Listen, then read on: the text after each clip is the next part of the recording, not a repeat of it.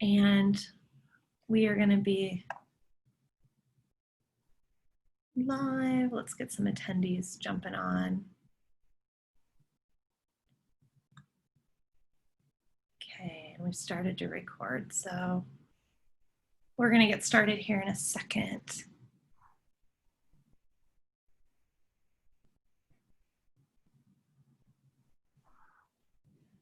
It might be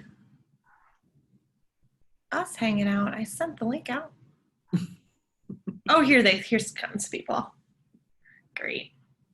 They had to get their temperature checked before they came in. Right? Safe. So many exciting things happening right now. There's just... Well, that's not annoying at all. Is that... School bells? Apparently. Okay. I'm going to give it another minute or so, and we've got 10 people joining us live on Facebook. And then I'm going to... We've got some attendees jumping in. I know this is kind of not the best time with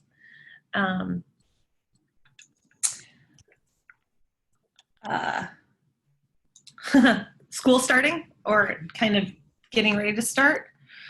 But today, but I appreciate Josh and Devin joining us. I want to welcome everybody to part of our AEA online learning webinar series. As we looked as an AEA system together, we're collaborating to try to provide some educators with some supports that are good when you're teaching in an online environment, given our current situation. But also, I think as we're going through this webinar series, we're realizing a lot of these practices are going to be good in the classroom regardless. A year from now, these could be beneficial. So it's not just for right now, it's good learning and some practices that might engage actually some kids even better than you could traditionally just when you have them sitting in front of you. So some of these techniques can be used. So my name is Stacy Beamer. I'm a coordinator of digital learning and media services here at Grantwood AEA out of Cedar Rapids, Iowa City area. And I'm so happy to be back. We had a little storm last week, so I'm super excited that I get to join in this week with Josh and Devin to kick off the week. We have people joining us via Zoom. So if you are in with us via Zoom, please feel free if you have questions as we go. We can very politely interrupt Josh and Devin, and you can put them in the chat or in the Q&A. And if you have anything that you want to share as we go or ideas, please feel free to add those to the chat. But we'll answer questions in the chat or Q&A in Zoom. And then we do have some folks joining us via Facebook too. So if you are joining us via Facebook, if you have questions or any comments or things to share, feel free to add those to the Facebook comment section to this post. All of the resources will be shared on that landing page document. So the slide deck from Devin and Josh will put there, as well as the recording for this and all of the sessions. So if you are unable to watch this live, feel free to go back and share the recordings. Those should be up within a day or so on that document. Okay. All right. Well, to kick us off, talking about good old GSuite and communication and collaboration, which is so important when you're starting to engage kids and building that sense of community and getting to know your kids. Communication and collaboration is essential. So Devin and Josh, I'm going to have you guys introduce yourselves and share with us. Sure, I'd be happy to. I will reiterate that what Stacy said about putting questions in. I would love to spend a lot of the time answering questions and dealing with that. Josh gets angry at that stuff, but I certainly enjoy it. So you can send them in if you want. My name is Devin Schoening. I am working in Council Bluffs Community School District. I have a new title this year. I think it's Virtual Learning Specialist. At least that's what I put on the slide. So we'll go forward with that, and looking forward to sharing some things that, again, hopefully lots and lots of questions and conversation today. So, Josh? Josh Allen, Technology Integration Specialist in Lewis Central, which is on the south side of Council Bluffs and into the county. And to Stacy's point, as we go through this slides today, we've linked a lot of the images to the websites that are on there. So we don't necessarily have a list of links, but for most of the pictures, if there's a website associated, we've tried to include that. So one of the questions, and Stacy kind of alluded to it, is, is this really important? Like, it's kind of a crazy year. And I really think what we've learned in the last few weeks is that it's even more important to be clear, concise in your communications. Parents just have a ton of information coming at them, not just from schools, but from work and the media with everything that's going on. Stacy referenced that little bitty storm that rolled through Cedar Rapids last week that people still don't have power 8 days later. But there's just so much information that's out there that we really need to find different ways that we can clearly and concisely get the information out to parents. Right, and it's important too. Just one quick thing there, Just. The reason it's also important, and I know Stacy mentioned, but it's a conversation that we've had a lot here, is that idea that this has helped us think differently about what school can look like too. So when we have some of these tools, we have some of these strategies that you can use to communicate and collaborate with kids and with families. These can happen when kids are sitting right in front of us in classrooms too. I know one of the things that I've tried to make really clear to some folks in my school district is that we can't have this just be on the shelf to say, well, if and when we go virtual, this is the way we do it. But until then, we do it a different way. Like, these really need to be things that we are doing on a daily basis already, so that if we would have to go into a situation where we're teaching completely virtually, that it's not completely new. It's extending the strategies and the tools and the pedagogy that we're using in our classrooms to our online spaces too. So anyways, there you go. Let's go move forward, Josh. Well, and I think I had this conversation in another meeting this morning just about, one of the, not really, one of the benefits that we've seen is really being able to, we're forced to rethink how we do things, because of COVID and because of a lot of other things. And so this really forces us to maybe learn something new that, like you said, Devin, can really transform, what we're doing in the classroom. One of the examples I keep giving is one of our preschool teachers who's might be in the single digits away from retirement, made just the most amazing videos for her kids while we were doing voluntary learning this spring. And, it's not something that we necessarily deem best practice in a preschool classroom when you're, when you're face-to-face, but she really stepped up and was able to do that. And there might be opportunities to utilize that with centers and different things. This is an extremely sarcastic slide. We really, I think we've mixed things up enough this year. We were joking about all the bingo cards for 2020 and was derecho, if I pronounced that right, on anybody's card. But what to piggyback off what Devin said is what we really want you to do is find out what problems need to be solved, and then find what works for your students and parents. Not everything, we have some competing tools on these slides, and it doesn't necessarily mean one's better than the other, but one might work better in your situation than another one. We'll kind of dig into that, as we go along, but don't write out a list of everything that we talk about and say, all right, I need to start at the top and go down. Find what works best for your situation. The other thing that I think is key, and in Iowa, I think we're all pretty close to being able to be in person.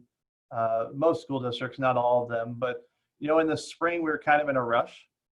So if you're afforded time with your kids, make sure that they're familiar with these tools, so it's not something that they have to learn on their own when they go back home. And again, it reiterates kind of what Devin said about, things that you're not just using, when you're online. But a lot of these, there's definitely some good things that you can start now and start in the classroom.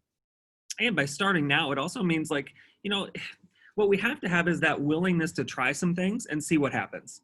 That's really hard for some people. I understand that. There are some people who would prefer to have kind of some step-by-step, this is how it's going to go, this is how it's going to look, this is how it's going to work. And unfortunately, that's just not always the case. I know I sent a message to, a bunch of teachers in my district who are going to be virtual teachers this year. And part of the message that I sent to them, I pulled from, the Google 10X Moonshot Thinking video. And there's this really great anecdote at the beginning of that where they share about, it's like the Polynesian islander who sets out on the dugout canoe and they just want to go that way.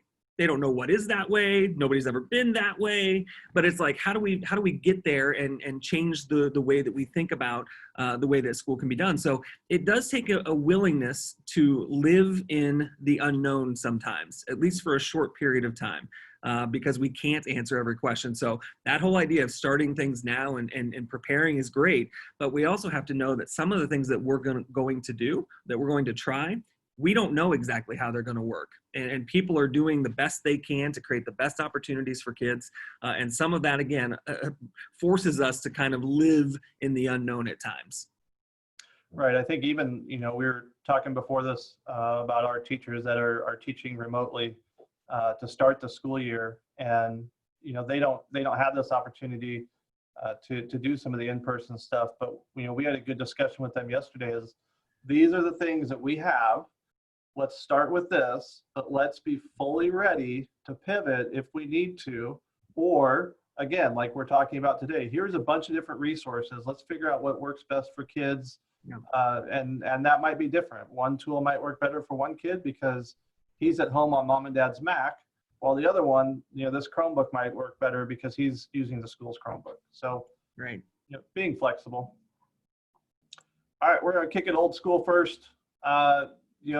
These I think are ones that we know about, we maybe have forgot about. Sometimes we chase the bright shiny object. I know I'm awfully guilty of that.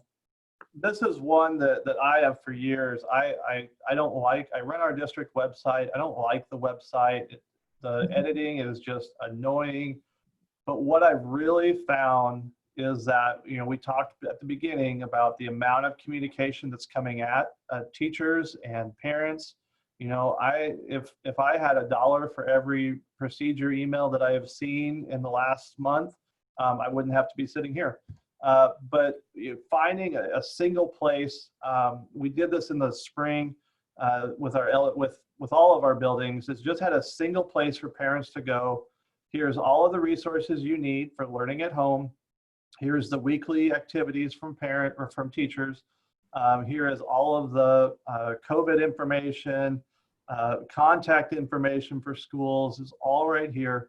The top right-hand corner, we're starting out the year with our high school teachers all have to have a Google Classroom, and they all have to have a web presence because Google Classroom we'll talk about doesn't have great parent communication pieces. So, using Google Sites for that.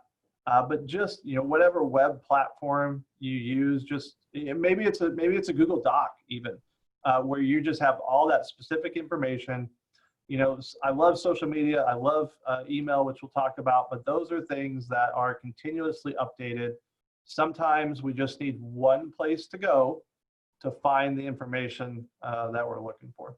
Right, and I think that's the understanding that we need to have there is where websites work really well are for static pieces of information, things that aren't changing regularly, right? So if I need to go find information about my school or about my school district, like a website should be the place that we're going for that, right? A social media presence is great for other things, but that's not the place I'm going to go and try and find the policy or the form or the information about school start. Like some of those things require a really static space, and knowing that difference, knowing that that's the way that websites are intended to be used for the most part, is to find static information.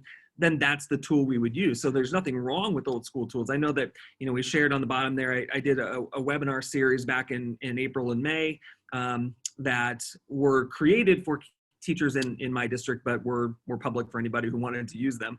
And it truly was that. I mean, if you go there, it's just some tiles, and the tiles show what the sessions are and what the webinars are, and it's not changing. I haven't gone back to those and updated them with new information. What I tried to do was create a space where you could go and find some information quickly and understand that it's going to be the same today as it's going to be next week. Now, at some point, those become, I'll have to take them down. They become less relevant. Enough has changed that they're no longer as useful as they may have once been. Josh might argue they were never useful, but they won't be quite the same as they were in this past March or April or May as they might be 5 years from now in March or April or May. So that's that whole thing that I want people to understand is, yeah, websites I think are still really important pieces of communication for schools and for districts. But for what kind of information? How do I get them to the static information that really isn't changing that much? Yeah, and I was looking at the website yesterday. I think your Netscape one's probably good. You can probably archive that page. I could probably put that one away. Okay. Yeah. I mean, that's like really old school. That's like Kane. I think people call that retro, Josh.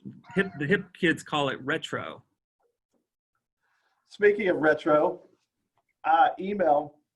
I really think email is still, if you're communicating with parents, email is still a constant. Again, we get flooded with emails. One thing that I really appreciated my own kids' district doing last year is they set up kind of a schedule. And maybe Devin, you guys did this. I think we're going to try and do this year, where the district communication comes out on one day, building communication comes out on a different day. And then I don't remember if they did teacher information on a third day. But just so that you're not getting all three emails on the same day, just build in some consistency. We use PowerSchool, and we have a notification system through there where teachers don't even have to create a parent list in Google or in Gmail. They can just go through PowerSchool and push it out through there. So just, I know people complain about emails, but still it's such a common platform. It's, if you think about what parents have access to, more often than not, it's an email account before any of the other ones.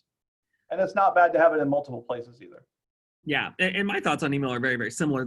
Here's kind of my thinking around that. It's about purpose of communication. So email is one of those necessary ways that we communicate. But if I'm working, this might be more for how I communicate with students and with colleagues more than it might be with parents. But it's like figuring out that distinction between when is an email necessary, when could I just use a chat message? When is that the appropriate form of communication? If I just have a quick question, the way that people get notifications is different. Everybody might not have, their phone set up to get a notification every time they get an email or get a chat.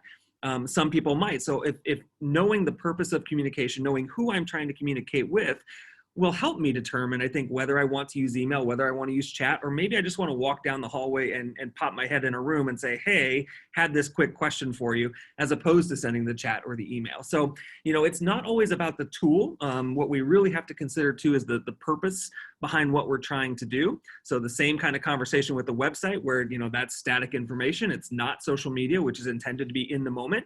The way in which we communicate should also be driven a lot by purpose of communication too.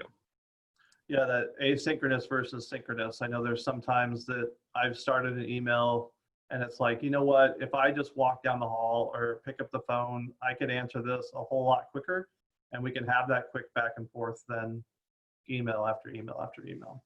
Right. And I'm a big proponent now of and I have been for a while, of chat. I mean, use the chat feature. Go to chat if you're a Google user. Go to whatever the instant messaging service is that you might have access to, because it's a quicker way to get some of those things done. All right. There's no need to clog up an inbox with things that could be taken care of with the chat. No. All right.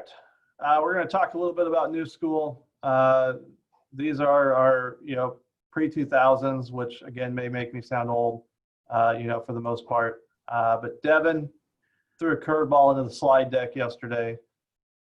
You want to explain this? Yeah, so what I wanted to think about is like a mix here. So we oftentimes delineate between, you know, something that's kind of old school communication, something that's new school, and there's no problem using either, but there's also no problem with kind of mixing those things together too, right? So one of the things that I've done is because we have kids who are going to start at home this year, we're running a hybrid model to start the school year.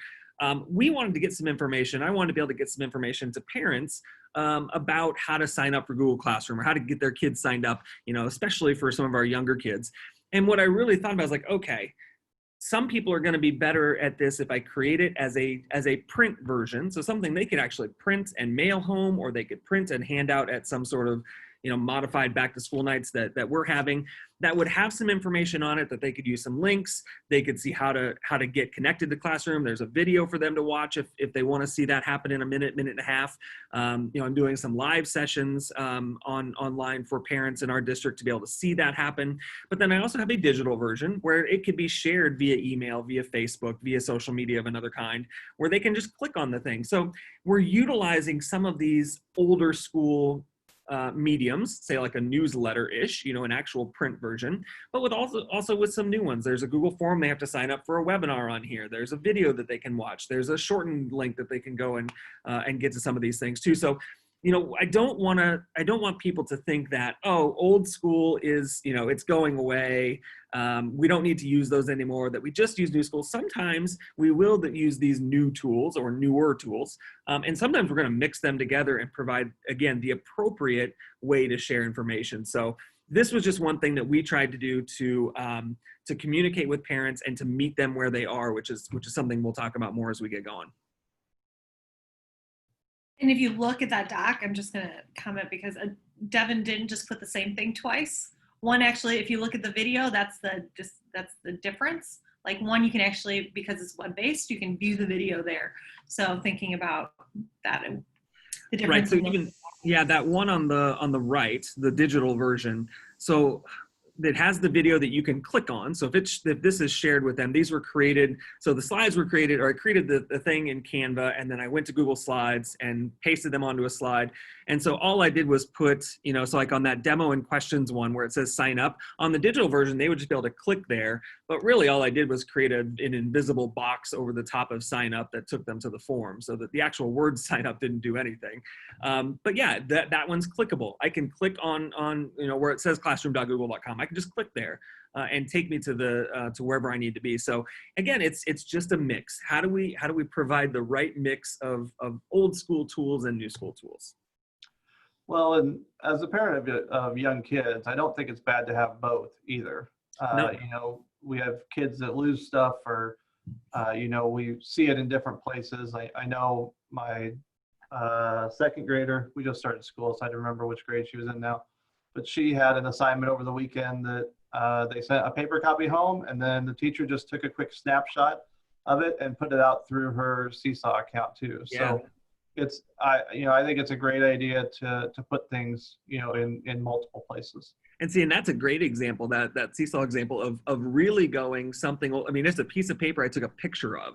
Like, No. There's nothing wrong with that, right? No. There's nothing wrong with having that image that can then be shared in spaces that are digital. Like, that's that mix of, I can still create something on paper and I can still share it in a digital space. I just can't interact with it the same way, and that's okay. So that's a really good example. I like that. Hey guys, I have a question from Christine.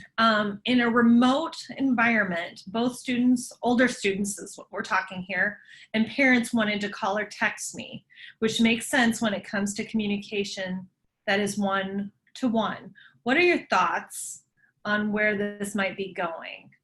Obviously, texting is the quickest way to get specific info to who needs it, but there are obvious problems with texting with students. How are district advising teachers? That's a good question. I think that we've struggled with that. I've had teachers even reaching out saying, how can I make that happen?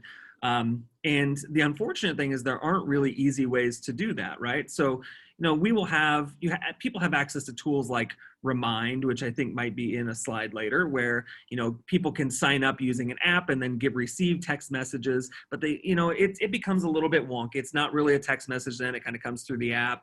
The other thing is, you know, using something like Google Voice, but it's not available inside of school domains. I keep telling people, if you have a personal Gmail account, go for it. Create yourself a Google Voice number where you can text with parents or call them or have them call you. We do have teachers using, say like the call feature through Google Hangouts. But it comes up as no caller ID, and a lot of times people don't answer those. So there are some real issues with that. But unfortunately, for something especially that's for free, it becomes difficult to find a tool that allows you to text from a phone number and receive texts or calls from a phone number. Josh, you have anything? No, we ran into the same Google Voice issue. I think if you are all, Google accounts, you could use the text version of Meet, but again, that's not in the text message itself. Right. We did explore as a district something called, I think it was Office Studio, that kind of set up email, or it would email your voicemail, and then you could do some text messaging through there. That is a much bigger project than getting your personal Gmail account. I like the Meet app to do that, some of that messaging back and forth, but it's not as simple as text messaging. Right, and you see that ends up being the problem. It ends up being an app that people have to use or something like that. There are other tools I think that you can pay for. I want to say that, I think we use School Messenger for sending out calls and information to parents. I want to say that based on how you pay for that, there is a way for individual teachers to do that. We don't use it that way, but I think I've heard that there's a way to use like School Messenger to do that. But again, it doesn't come across as necessarily a text message with a number that they could either message back or call back. That part gets really tough. But then again, too, like your text messaging is just an app on your phone or your tablet device, and if that's what you're doing, could you put Hangouts on there, or Right. could you put the Meet app, and instead you're using Hangouts to do your texting through that? And I don't know the right answer to that. But if your kids are used to using that as a form of communication, then I would say especially your little kids that might not have a phone, but they might have a Chromebook, if they can use that chat to get in touch with you. But I'll tell you, the whole chat thing, especially with young kids, is another issue completely, right? Chat is one of those things that I find really interesting. I use it a lot. I want people to use it. I want to teach kids how to use it appropriately. We opened it up for summer school, I want to say, for some younger kids, and they go crazy with the chat. I mean, it's hundreds of kids in chats, and it's not really easy to monitor. Then we're constantly kind of doing work on the back end to move kids into appropriate parts of our domain where they don't have access to chat. So that's the other thing that I think we don't necessarily think. It's not about opening up some of those tools, especially for kids, and just kind of going with it. There needs to be some teaching there, and there needs to be some modeling of how to use that. And we have enough teachers, I think, globally, that would struggle with that. They're not particularly competent or confident in using that tool on their own. So then trying to teach a bunch of third graders how to appropriately use chat becomes another issue. So that communication piece is one that I think requires a lot more conversation, and we have to make some probably pretty drastic shifts in how we go after communication between teachers and students and parents and community. I was going to mention that too. We don't allow, even though I brought up, the chat feature, we don't allow it K-8. We do allow it in the high school. We had conversations about it in the spring, just because of not being here. But for us, the cons outweighed the pro. So that, again, is something that you have to work with your district administration to see where they stand on some of those. Yeah. Speaking of Remind, couple messaging features, messaging apps to talk about. The first one is obviously Google Classroom. Our 2nd through 12th grade teachers all will have a Google Classroom this year. There is a spot in there for private comments to go to students. So again, it's not as simple as a text message, but there is a private option back and forth to send feedback or to get information to kids. We'll have Seesaw K2, in fact, possibly pre-K2. And so there is an option for feedback in there. Obviously, feedback with younger students you get, the harder it is for web-based feedback to really make an impact. And then, as Devin said, Remind is the icon on the right. We joked before the show about playing Guess That Logo. Remind is on the right. We do have a number of, especially high school teachers, and a couple of the activities that still use Remind as a way to send out messages. A lot like messaging platforms, like Devin mentioned, School Messenger. We use Bright Arrow for our notifications, but a little bit easier for teachers to manage on their end. So. Yeah, and the nice thing, I think about like Google Classroom. If you're a district that uses the Google Suite, utilizing those tools within there provide a sense of security and privacy also. So, one of the reasons that schools have a really hard time, districts have a really hard time with teachers text messaging is there's no real oversight of that. There's no way to go back and kind of see those conversations without some legal proceedings first. So within something like Classroom, it's really easy for them to have access to that and to be able to see the communication that has happened within that classroom. And it's also something that's locked down a little bit, right? So only the people that are allowed into that classroom, only the students that are in that classroom, very similar for Seesaw, by giving people access, you don't have people inside of there, and the communication's a little more of a walled garden. And so we find ways then in other tools to expand that wall a little bit, to be able to share and communicate outside of that. I am certainly not one that's promoting the idea that we don't want kids or teachers kind of communicating outside of just their classrooms. But that's one thing that provides a little bit of a sense of privacy and security when using some of those tools that are within that suite. And then this would be the opposite of that. Getting publishing information, and this is more not necessarily the communication back and forth between students, but communicating to the general public, to parents, kind of what's going on in your classroom. The three main ones, Instagram and Twitter, would be great platforms. We have a lot of teachers that create closed Facebook groups for their parents. We have some teachers that will create private Instagram profiles for their class and then let parents in for that year and then kick them back out. And then Twitter is a great public place to do it. One example that Devin and I heard about, it's been years ago now, our good friend Philip Cummings was talking about when he was in the classroom. One of his classroom jobs was CIO, Chief Instagram Officer. Mm-hmm.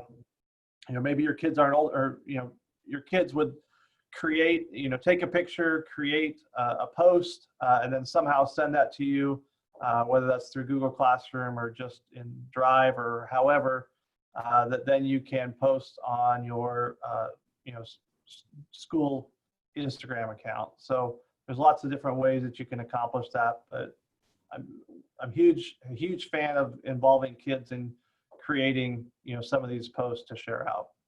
Yeah, and really the big thing for me with social media when we're talking about classrooms and schools is they are by far the best way to meet families and communities where they are.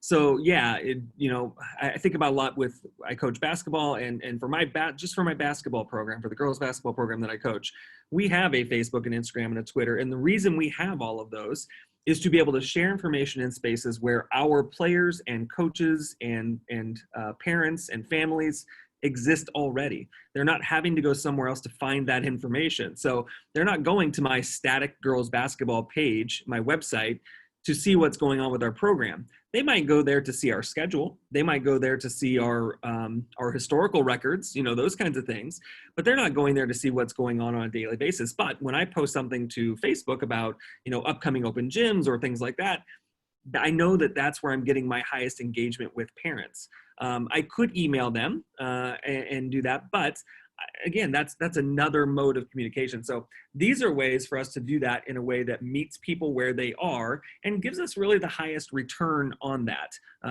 investment of time.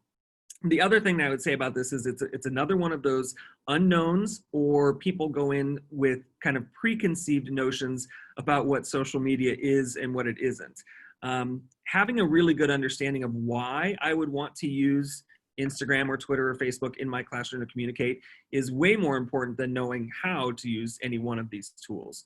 And that why has to be determined, really by each individual teacher or school or district, or however they're using that. But I have to understand why I'm doing that. And the why for me is always, I want to be able to get information into spaces where people already exist. They're not having to go anywhere else, anywhere different to get some of that information. So for me, that expedites this communication process when I know that I'm already sharing in spaces where they are. Yeah, we're going to jump back into some of that communication with students a little bit.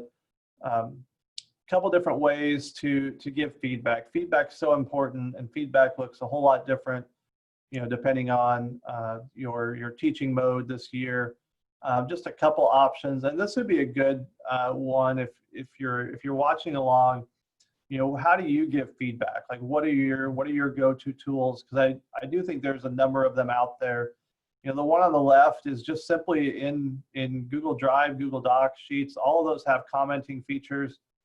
You can tag people in there. So if you look at this one, this is actually an agenda we had yesterday with a to-do list for me, something that was assigned. And as you're typing an email address in, it will pop it up. And then I get an email about this for something that is on my to-do list now. Just adding a quick comment. If a student turns in a document through Google Classroom, you can just add a quick comment in there. These are all text-based. The other two, Screencastify, that is the icon in the middle, would be audio and probably video. If you have a student's document up there or their slides, you can do a screencast of whatever it is that you're looking at, and then be able to share that video back with students, especially in a remote environment. Or the other thing I've seen this used for is if a teacher's submitting feedback outside of the class period, then you're not having to call students up throughout the period, and you can kind of expedite that. Students can re-listen to it there. And then Kaizena, Devin, I'll let you talk about that one because I think you threw that icon in there. Yeah, I mean, it's just an add-on within Google Docs to be able to provide audio feedback on a document, and so you can actually have that.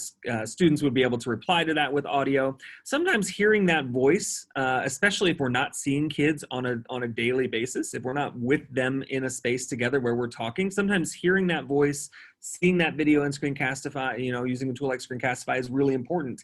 It's what helps build that connection between school and home, right? I mean, there are a lot of teachers that I know who are really concerned about how do I build relationships with kids? How do I build some communication that is impactful with kids when I'm not seeing them on a daily basis? And while seeing them in video or hearing them in Kaizena, some sort of audio recording is not the same as being in the room with them. It does help bridge that gap. It helps us build those relationships in these virtual environments. I will tell you, and Josh can attest to this, and so can Stacy, you can build really deep relationships with people even if you never see them in person. There are groups that we are all part of that include people that we've never met in person, but I would consider them I would consider them to be a really, really close friend. So hearing their voice in Voxer or seeing them on video when we do a Zoom or Google Meet or something is really important. It helps build that connection between us. The other thing I would say quickly is with Google Docs, with just the commenting feature, it becomes kind of like blasé and yeah, that's easy and everybody does that, but it might be the most important one on here. Because if you think about the way that we do work now, and not just in schools, but the way that people are doing work in businesses, the way in which they are working on collaboratively on projects and documents, this idea of like commenting and having this string of conversation that's happening around a document or a project that you're working on is a skill that's going to be necessary for kids moving forward. So whether they're in college, thinking about their professions, almost every profession has some component that is virtual now. So whether it means virtual, like they're seeing each other like we are on a webinar or getting on a Zoom or a Google Meet, all the way again down to using those comments within documents, within project spaces, where you have to know how to do that. So it's a really good skill to have versus just being an efficient way to provide feedback. Yeah. And I love that you talked about that, Devin, because it's not just a one-way street with the teacher going, always being the one leaving the voice comments. It's the kids giving it back, or even peer-to-peer comments, and developing that skill. What a great way to model that. Right. And all of these tools do that, right? I mean, nothing would stop me from setting up a scenario where kids are using Screencastify to provide feedback to each other on work that they're doing. Again, knowing that we're not sitting there together. And is it perfect? No. But you know what? It's the way that work is done. I mean, it's the way that we do work now in lots of scenarios. So I'm not saying it would be my preferred method, like let's always do it this way and never get together and see each other in person. But as a way to do that in that's impactful and that's meaningful, these tools absolutely help us do that. Yeah, and this slide here isn't necessarily as quick back and forth as the ones that we just mentioned, but Deb and I have talked over the years just about how much more you can get from students when you hear them or see them. That could be video also, but audio recording, whether it's short snippets or podcasts, have made a huge comeback since Dads and Ed was released, 6 or 7 years ago. Mm-hmm. Which no one here knows except Devin and Stacey and I. It was a podcast that Devin and I did for a while, but the audio recording really has some power behind it to listen to kids. Vocaroo is a web-based tool that is super slick. We use Vocaroo in the classroom we just have students record themselves reading, and then they listen back to it. It used to be you had to have the PVC phones, whatever those were called. I can't think of it now. But what teachers found is students were so concerned listening to themselves that they made more mistakes. So with a web-based tool like Vocaroo, they can just record themselves. They don't have to save it, but they can listen back. And on the right-hand side, that is just a screenshot of the Voice Memos app on my iPhone. Mm-hmm. And I know that Android has some options. Stacey, I don't know if you know what any good ones are on there, but the Voice Memos app comes with your iPhone. I have found it to just have a great microphone. Mm-hmm. My kids and I actually did podcasting for a while, and we would just set that in the middle of our group and just record ourselves, and it picked up wonderfully. So those are both free to use, available. You have to have a mobile phone, obviously, for the phone recording, but Vocaroo is just web-based, any device. Right. Recorder is one by Google that can be on an Android phone, just called Recorder. It's a little red. And that's the thing, like taking some of those, it's easy enough to take those audio files then and do all kinds of things with them. So whether it's podcasting or whether it is, inserting, I was doing something, there were some teachers wondering about using Google Forms, and with smaller, not smaller in stature, but younger kids, let's go younger, not smaller, younger kids, and maybe not being able to read questions. Like how could I do something where they could hear me or see me asking questions or giving directions versus trying to have my kindergartner be in a space where they could read that. And one of the ways to do that would be to use something like Vocaroo and link it in there, and they could click on the link and listen to it. The other way that would be better would be to record it in YouTube and then just place the video inside the form, but neither here nor there. But you can take those links then from Vocaroo or take the file from my iPhone and upload that to Drive and use it, insert those onto slides, do some recording and add those onto slides.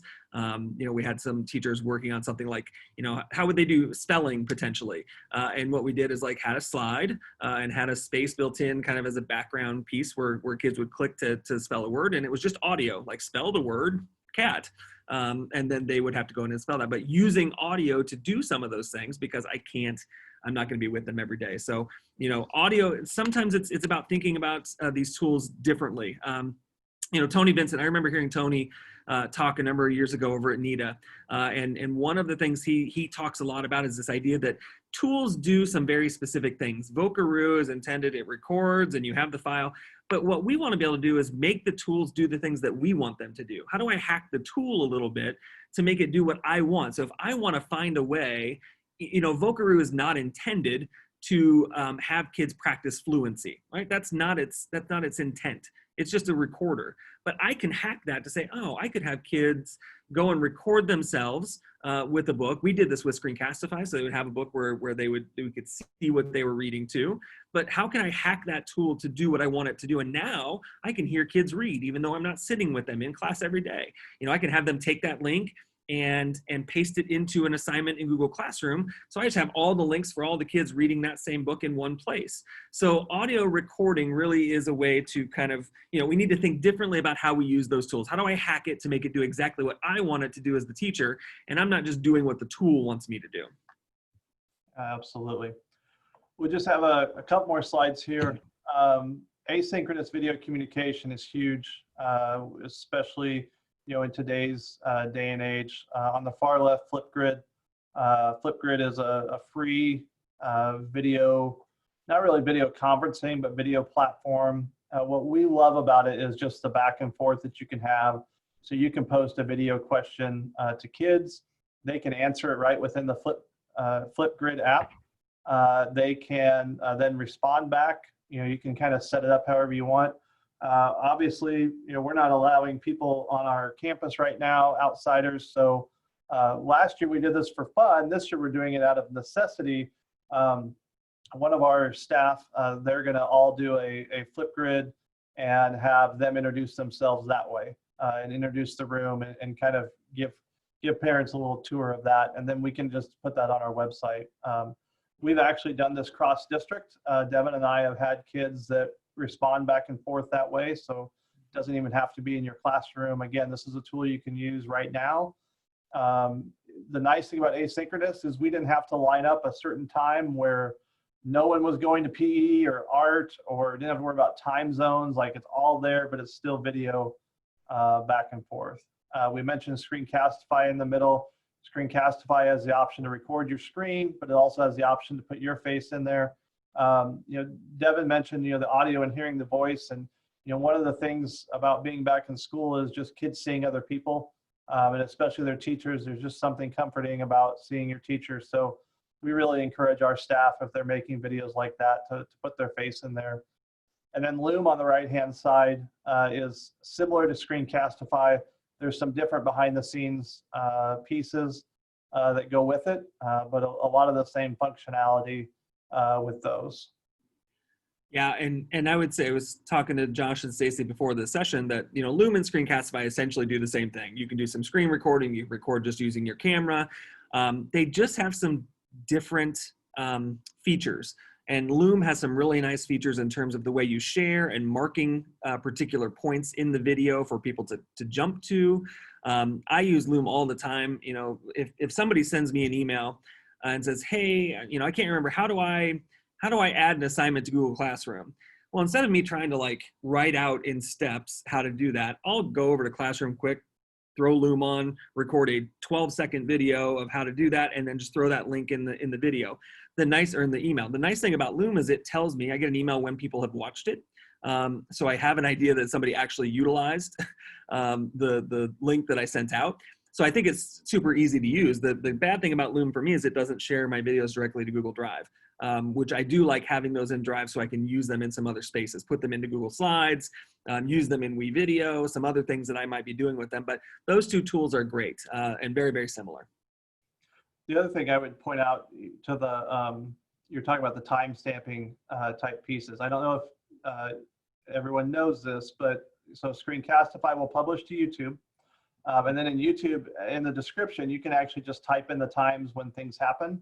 And those become hyperlinks that allow you to jump to different points. So kind of to what we were just talking about before about hacking the tool to make it do what you want. Screencastify, again, you have a few other steps, but eventually you get to the same options. Yeah, and with that YouTube thing, such a great thing that I think I just learned recently. Like, I don't think I knew it did that until sometime recently. I learned it on accident, actually. Yeah. I typed them all in thinking, well, at least parents will be able to look for this discussion or this piece in the video. And all of a sudden I have all these hyperlinks. I was like, wow, look at me. I would add, last thing about Screencastify, they added a beta tool back in maybe May or June. I can't remember what they called it, Screencastify Submit or Screencastify Assignment, something like that.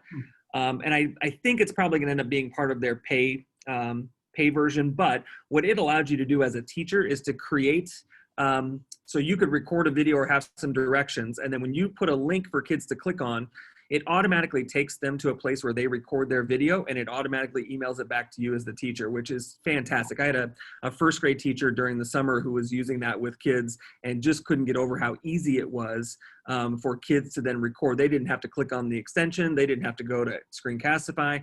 It just brought them to a screen where they click record, and as soon as they were done, it sent it back to the teacher. So that's one of the things, if you haven't looked at that in Screencastify, and again, you had to apply to try it out for the summer, and I'm guessing it's going to end up being part of their pay version. I'm not sure, but it's either called Screencastify Submit or Screencastify Assignment. So I would check that out.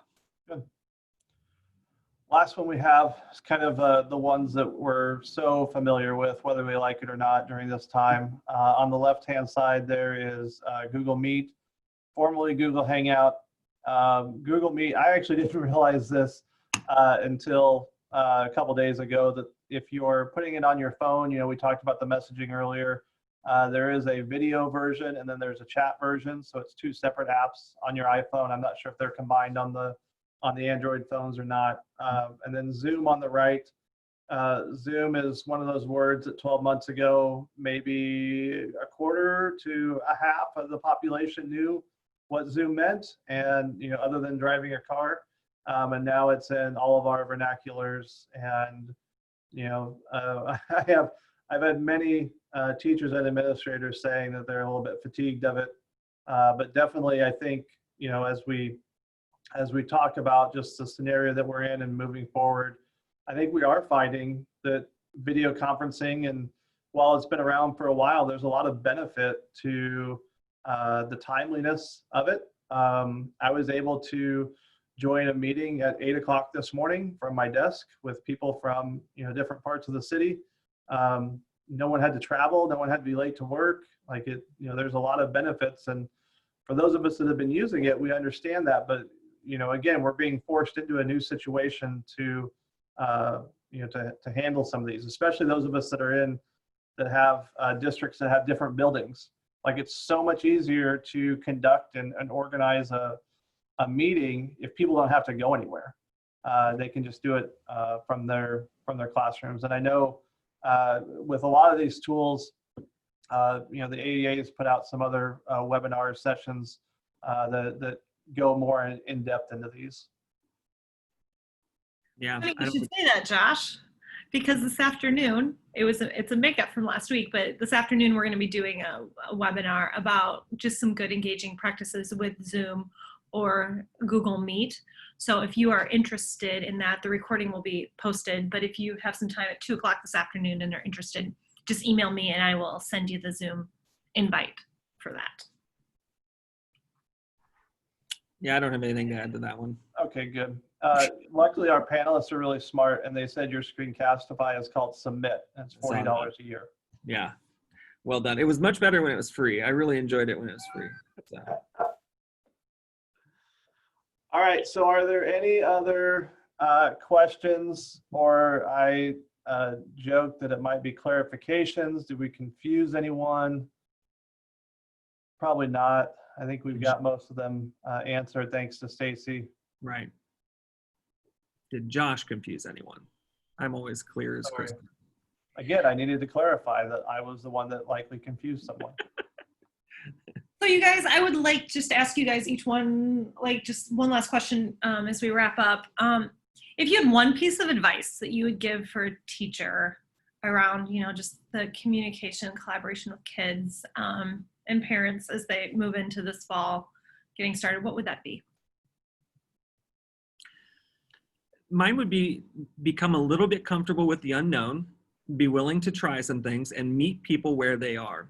One thing that I have found fascinating about working with teachers, especially in this realm for the last 10 or 12 years, is teachers generally are really great problem solvers. They figure out things happening on a daily basis, on a minute by minute basis almost some days, and they figure things out. And once a piece of technology is included in that, it's almost like they back off from that natural curiosity, that natural, like, I'm just going to solve this problem, and get really kind of worried and anxious about what's going to happen if I click the wrong thing, or what's going to happen if I, don't know exactly what the outcome is going to be. And I wish that I want people to just take that same kind of risk-taking nature, that ability to just solve problems and figure things out. I want them to take that and use it in this case as well, because even for people who might know some of these tools or have taught in some online spaces, it's still new. And what we have to just be willing to do is think a little differently about that, get a little more comfortable in the unknown, and find the appropriate the tool to meet people where they are. That was 3 things, but I know that's what you get. Josh, go ahead. Rules. Mine kind of goes along with Devin though, and just giving grace. Give grace to yourself. Yes, teachers are problem solvers, but now we're having to solve problems way out in the open in public.